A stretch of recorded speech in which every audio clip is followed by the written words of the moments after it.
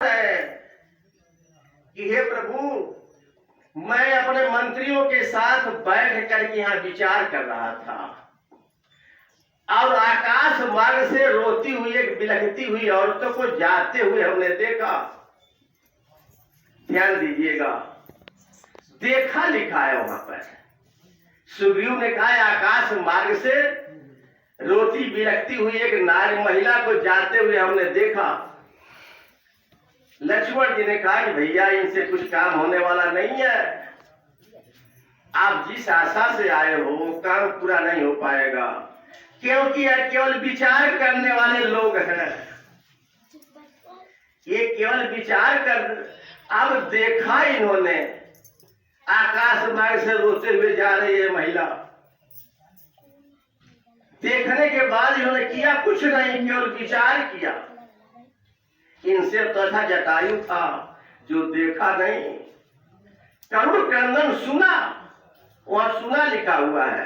जटायु ने केवल करुण क्रंदन सुना, रोती हुई आवाज को सुना। तो आवाज को सुन करके जटायु जाकर के लड़ गया, शहीद हो गया। और यह लोग केवल विचार कर रहे हैं। देखा इन्होंने जाते हुए आकाश मार्ग से सीता को, लेकिन किया कुछ नहीं। राम ने कहा कि अरे भाई, जानकी ने इनके यहाँ आभूषण वगैरह डाल दिया है। अगर प्रेमी नहीं जानती तो आभूषण क्यों डालती। लक्ष्मण ने कहा कि भैया इसी लायक ये लोग हैं जो रोती बिलखती औरत को जाते हुए देख रहे हैं और बैठकर केवल विचार कर रहे हैं। मां जानकी ने फेंक दिया कहना कि लो तुम इसी लायक हो, इसी को पहनो, तुम चूड़ी पहनने लायक हो, क्योंकि तुमने देखा है और कुछ कर नहीं रहे हो। इसलिए मां जानकी ने यहाँ चूड़ी डाल दिया, गहना डाल दिया कि इसी के लायक तुम सब हो। एक तो इधर हो गया विचार करने वाली। उधर लंका कांड में जब हम जाते हैं, सुंदर कांड के बाद लंका कांड में प्रवेश करते हैं, तो रावण, वहां प्रसंग लिखा है कि रावण ने सारे मंत्रीगण को बुलाया विचार करने के लिए। कहा मंत्रियों को बुला करके राम की सेना समुद्र पार डट गई है, हम विचार करने के लिए आप लोगों को बुलाए। मंत्रियों ने एक स्वर में कहा महाराज विचार क्या करना है, विचार करने की जरूरत क्या है, हम लोग तो नर भालुओं को बंदरों को ऐसे ही खा जाएंगे, इसमें विचार क्या करना है। राम का लड़का प्रहस्त था। प्रहस्त ने कहा पिताजी ये लोग डिंग हाँक रहे, विचार कर लीजिए, इनके कहने में मत आइए। एक बंदर आया था, उस समय लोग भूख खत्म हो गई थी, पेट में गड़बड़ी हो गई थी, तब ये खा नहीं पाए। उधर पदुम 18 युद्धम बंदर, 18 पदुम युद्धम बंदर है, खाने की बात कर रहे हैं लोग, विचार कर लीजिए। रावण ने कहा भाग जाओ दरबार से, निकाल दिया प्रहस्त को, कहा तुम मनोबल गिरा रहे हो, वहां विचार नहीं है, कर्म है। तो जहां बिना विचार के कर्म होता है वो निशाचर ही कर सकते हैं, या केवल विचार किया जाए कर्म न किया जाए वो भी ठीक नहीं है। तो कहा कि किष्किंधा वाले कुछ आगे बढ़ जाए, यानी विचार करने वाले कुछ आगे बढ़े, कर्म की तरफ बढ़ जाए, और लंका कांड वाले केवल कर्म करने वाले पीछे कुछ बढ़ जाए, विचार ही करना शुरू कर दे, यानी विचार करके कर्म करें। अगर विचार के बाद कर्म करें तो दोनों के बीच में सुंदर कांड बन जाता है, जीवन सुंदर हो जाता है। तो जीवन की सुंदरता तभी है जब हम कोई भी कर्म विचार करके करते हैं। पहले विचार कर लें, इसके बाद हम कर्म को करते हैं, तो ये जीवन की सार्थकता है, जीवन की सुंदरता है।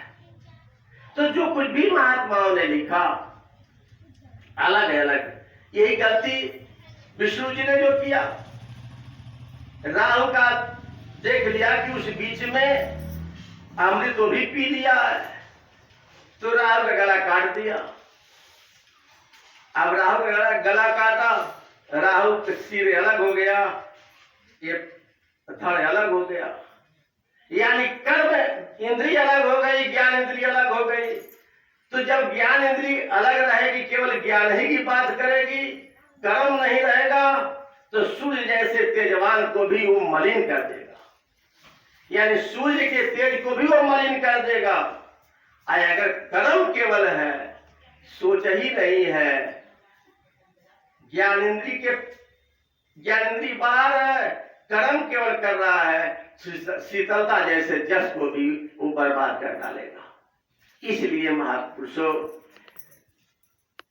कर्म के विचार के साथ साथ कर्म का होना जरूरी है। कर्म अगर विचार के अनुसार है तो पूजनीय है वो।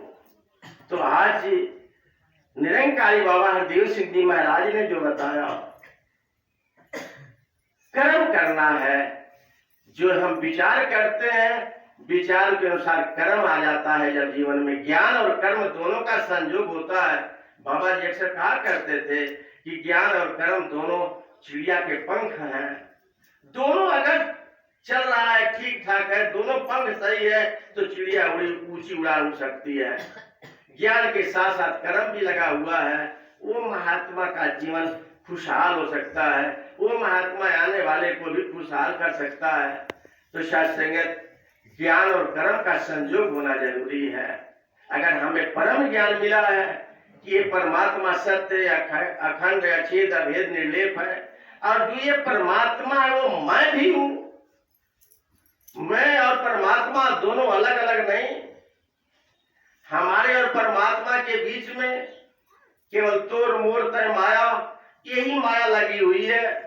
इसी माया को जो हटा देता है, जो मोह को हटा देता है, भ्रम को हटा देता है, फिर तो में मोह में अंतर कैसा, फिर ब्रह्म में और आत्मा में कोई अंतर नहीं रह जाता, एक हो जाते हैं, एक मिट हो जाते हैं।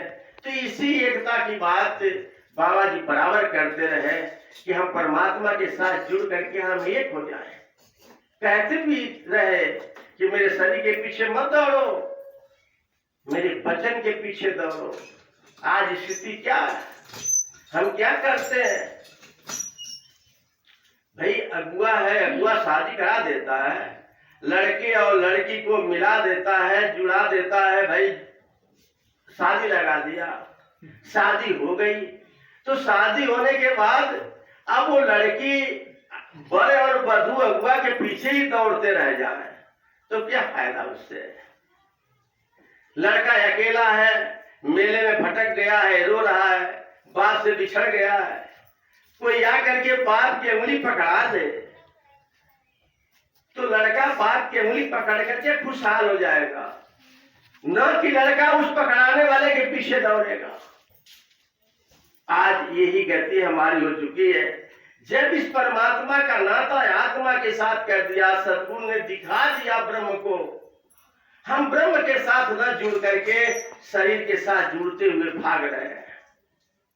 यहाँ शरीर के साथ नहीं जुड़ना, क्योंकि गुरु ज्ञान का नाम हुआ करता है, शरीर का नाम गुरु नहीं होता। ज्ञान के साथ जुड़िए, आत्मा को इस ब्रह्म के साथ जोड़ करके आनंदमय जीवन व्यतीत करिए। यही संदेशा बाबा जी ने दिया। आज सारे संत महात्मा ही आवाज दे रहे हैं, यही आपके नगर में भी आवाज दी जा रही है कि हम एक प्रभु परमात्मा को जाने हैं, पहचाने हैं, इसके साथ हो करके जीवन जीना है। ये जीवन जीने की कला सद्गुरु बाबा हरदेव सिंह जी महाराज ने हमें सिखाया। ऐसा जीवन जी करके हम भी अपने जीवन को खुशहाल बनाएं।